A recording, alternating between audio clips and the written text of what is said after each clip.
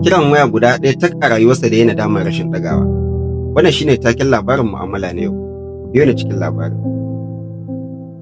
A wata unguwa an yi wani matashi mai suna Sadiq. Sadiq ne mutum ne mai matuƙar ƙaunar mahaifiyarsa, sai dai kuma yawan aiki da sha'anin rayuwa baya samun lokacin zama da ita. Sau da yawa takan kira shi yana cikin aiki, amma baya ɗagawa, sai ya ce a ransa na kira ta daga baya. Ranar Sadiq yana cikin taro, zam sai ji wayarsa tana ƙara, wanda ya ɗauko waya duba sai ga lambar mahaifiyarsa ce, sai mai da waya aljihu ya ce bari mama na kira ki daga baya. Ya faɗi hakan a ransa.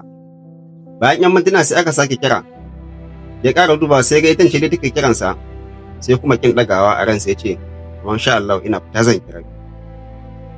Bayan awa ɗaya sai aka ƙara kiransa da wata lamba, wanda ya ɗaga sai ya ji ashe muryar ƙanwarsa ce. Ina ɗagawa ya ji muryar ƙanwarsa ce, tana kuka tana mai cewa ya Sadiq, na dawo daga makaranta na tarar da mama cikin mawuyacin hali, a halin yanzu ma dai muna asibiti. Zuciyarsa ta buga da ƙarfi, nan take garzaya zuwa asibiti.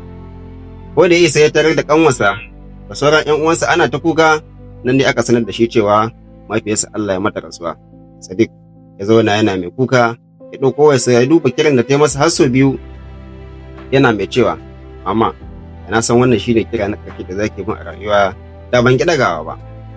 Darasin anan shine kada ka ɗauka cewa za ka samu wata dama a gaba. Ka girmama iyayenka, ka mutunta su, ka zauna da su, ka nuna musu ƙauna tun suna tare da kai.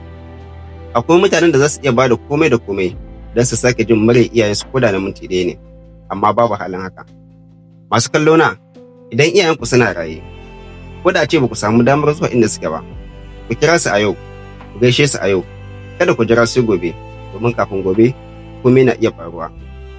Tambaya ta gare ku ita ce, bayan kun kammala kallon wannan shiri, ba za ku fara kira mahaifiyarka ko mahaifinka ko kuma wani masoyinka da ka daɗe ka ji muryarsa ba? Ku rubuta mu a comment section. Kada ku manta ku yi like, sannan ku yi subscribe ga Mu'amala Talk Show.